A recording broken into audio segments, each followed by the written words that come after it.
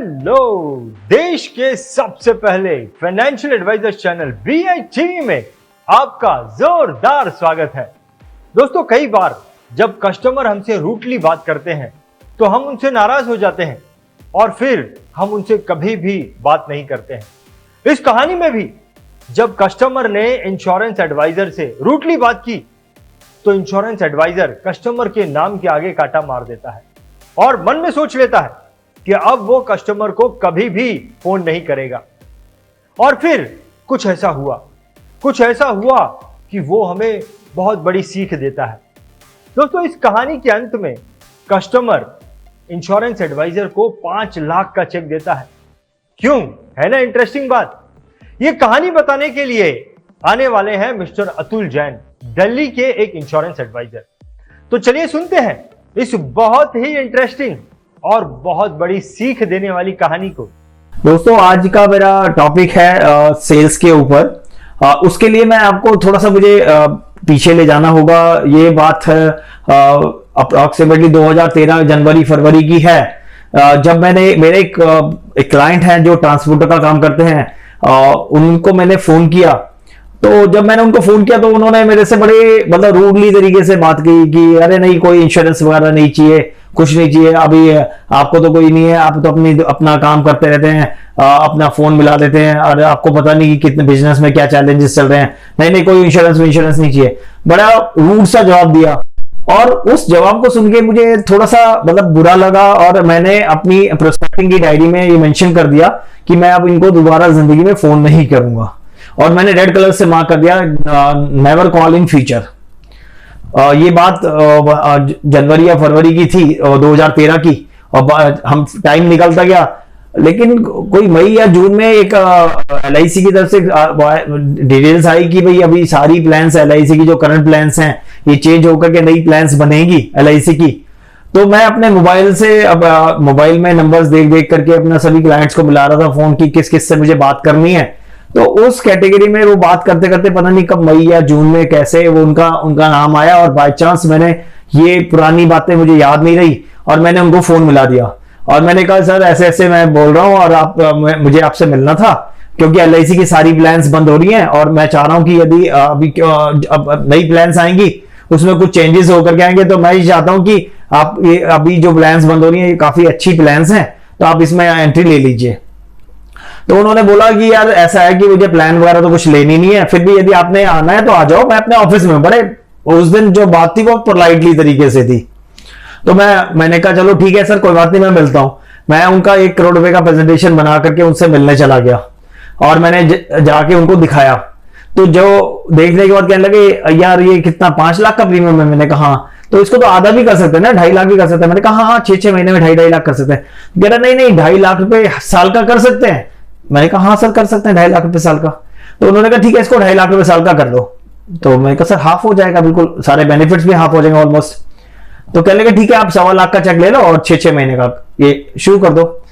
तो मैंने सारे पेपर फॉर्मेलिटीज पूरी करी, 10-5 मिनट 15-20 मिनट आधा घंटा जो भी लगा मुझे पेपर फॉर्मेलिटी पूरी करने में। और मैं वो लेकर के मैंने उनको बोला सर आज फ्राइडे, हम संडे को आपके मेडिकल टेस्ट करेंगे और आपको इस पर्टिकुलर सेंटर पे आना होगा। तो वो उनके घर के पास में ही था, तो उन्होंने एग्री कर लिया कि ठीक है मैं आ जाऊंगा संडे को। जब संडे को वो टेस्ट सेंटर पहुंचे और उनके जब टेस्ट वेस्ट सब कुछ ओके हुए तो मैंने उनसे रिक्वेस्ट करी कि सर आप मेरे ऑफिस चलिए। तो वो कहने लगे नहीं यार ऐसा अभी मुझे जरा जानना है, मेरे को काम है। तो मैंने सिर्फ उनसे ये पूछा, मैं कहा सर यदि आप यहाँ पे टेस्ट सेंटर में भीड़ होती है और 4 जनों के बाद आपका नंबर लगा होता तो क्या आप आज बिना मेडिकल कराए जाते? तो कह रहे नहीं, यदि 1 घंटा मैंने कहा 1 घंटा और लग सकता था ना। ये कह रहा हाँ यार यदि लगता तो मैं टेस्ट में 1 घंटा लगाता, कोई बात नहीं, इसमें कोई बात नहीं। वैसे सर आप समझ लीजिए कि यहाँ पे भीड़ हो रखी है, अभी आपको सिर्फ मेरा ऑफिस सिर्फ 5 मिनट की दूरी पे है यहाँ से और हमें 10-15 मिनट चाय पीने में लगेंगे, बस आधा घंटा आप निकाल लीजिए अपना। तो वो मेरी रिक्वेस्ट को उन्होंने मान लिया और मेरे ऑफिस आ गए। जब वो मेरे ऑफिस आए तो ऑफिस का सेटअप वगैरह देख करके थोड़ा सा इंस्पायर हुए, कुछ अच्छा उन्हें लगा कि क्योंकि जब हम क्लाइंट के पास जाते हैं उसको पता ही नहीं होता हम किस लेवल पे काम कर रहे हैं, कितनी बड़ी हमारी टीम है, ये कुछ भी नहीं पता होता। जब वो ऑफिस आया तो उनको थोड़ा सा अच्छा लगा ऑफिस आने के बाद। और जब मैंने उनसे बोला कि ऑफिस में आने के बाद उनसे बोला कि सर ऐसा है कि ये जो प्रपोजल है ना, मैं आपका 1 करोड़ का डाल रहा हूँ, ये 50,000 का नहीं डाल रहा, 50 लाख का नहीं डाल रहा मैं प्रपोजल आपका। और यदि देखते हैं लेट अस सी कि LIC आपको देगी नहीं देगी इतने का, यदि वो LIC ने अप्रूवल दे दिया तो आप डिसाइड कर लेना, आपको लेना होगा आप 1 करोड़ का ले लेना, आपको नहीं लेना होगा तो कोई बात नहीं, हम इसको 50 लाख का ही कर देंगे, कोई दिक्कत नहीं। तो कह लगा नहीं नहीं यार, 1 करोड़ का तो 1 करोड़ ही कर दो, कोई दिक्कत नहीं, आप ऐसा करना कल सुबह 1.25 लाख का चेक और मंगा लेना, 2.5 लाख रुपए हाफ ईयरली कर दो। तो इमीडिएटली देन एंड देयर ही उन्होंने 50 लाख और ऐड कर लिए। तो और मेडिकल मैंने उनके 1 करोड़ के हिसाब से ही कराए थे, ये मेरे दिमाग में पहले से ही था कि भाई मुझे इसको 1 करोड़ के हिसाब से ही प्रपोज करना है। तो यहाँ पे मैं सिर्फ अपने सब व्यूअर्स को, सब जानकारों को सिर्फ इतना सा बात बताना चाहता हूं कि जैसा मुझे भी सीख मिली और मैं चाहता हूं कि आप लोग भी उसमें से कुछ निकालें, क्योंकि जब मैंने जनवरी 2013 में उनको फोन किया था और उन्होंने बड़ा रूडली मेरे से बोला था, तो मुझे नहीं पता था, या मैंने जब फोन करा वो आई डोंट नो कि वो किस सिचुएशन में थे। हो सकता है बिकॉज ट्रांसपोर्टर है, वो दिन में 400 से 500 फोन अटेंड करते हैं, तो हो सकता है किसी ऐसे ट्रांसपोर्टर से कोई बात हुई हो जिससे उनका कुछ लॉस हुआ हो, या उनको उससे कुछ मतलब कोई कहा सुनी होगी हो, और उस मूड के बाद मेरा फोन आ गया और उन्होंने वो सारा गुस्सा कहीं मेरे ऊपर निकाल दिया। तो मैंने उसमें ये चीज निकाली कि यार कभी कोई आपका क्लाइंट यदि कुछ थोड़ा सा गलत बोल देता है तो एकदम उससे अपसेट नहीं होना, उसमें ये है कि आप उसका तो वेट एंड वॉच वाली सिचुएशन रखो, क्योंकि वो मेरे क्लाइंट आज से नहीं थे, वो पिछले 7-8 साल पहले, उससे भी 7-8 साल पहले से थे, और हमेशा वो प्रीमियम भी टाइम पे देते हैं, सब कुछ है। बट एकदम थोड़ा सा रूडली हुआ तो एकदम हम लोगों ने डिसाइड कर लिया कि हम इससे बात फ्यूचर में जिंदगी में बात नहीं करेंगे। ये मेरी आज भी प्रोस्पेक्टिंग की उस 2013 की प्रोस्पेक्टिंग डायरी में लिखा हुआ है ये चीज। तो बस यही मेरा आज की शेयरिंग में मेरे पास यही था। मुझे लगा कि इस तरीके से यदि हम अपना पेशेंस मेंटेन करें और क्लाइंट के पास जाएं, जब क्लाइंट ने ये बोला कि भाई मैं पॉलिसी तो मुझे लेना नहीं है, आपने आना है तो आइए, तो उसके बावजूद भी मैं एक प्रेजेंटेशन लेके पहुंचा और लेके मैंने उनसे बात करी। और नहीं तो यदि हम उसको ये सोचते कि भाई अब उसने मना ही कर दिया और हमारे पास भी टाइम थोड़ा सा कम था क्योंकि हमें सारे क्लाइंट्स को कवर करने की कोशिश करनी थी, तो उसमें यदि हम नहीं चाहते तो शायद हो सकता है कि 1 करोड़ रुपए का 5-5.5 लाख रुपए का प्रीमियम जो था वो नहीं आता।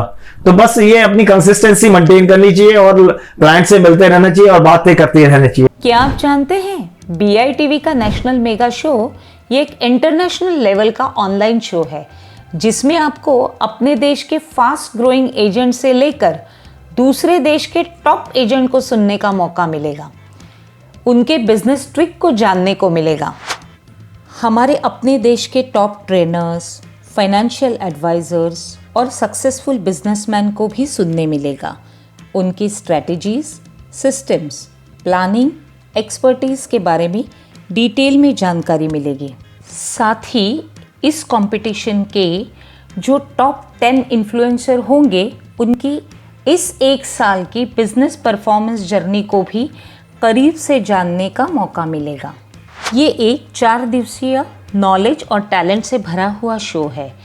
वैसे तो इस 4 दिवसीय शो की कॉस्ट 5,000 रुपये है, लेकिन यदि आप 30 दिसंबर से पहले आपका टिकट बुक करवाते हैं तो ये शो आपको सिर्फ और सिर्फ 1,200 रुपये ही कॉस्ट करेगा।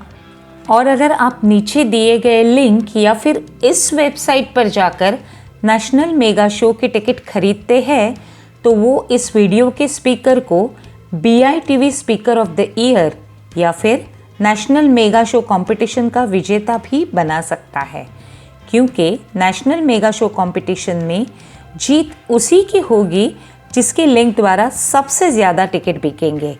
नेशनल मेगा शो की अधिक जानकारी के लिए आप www.bitv.in पर विजिट करें।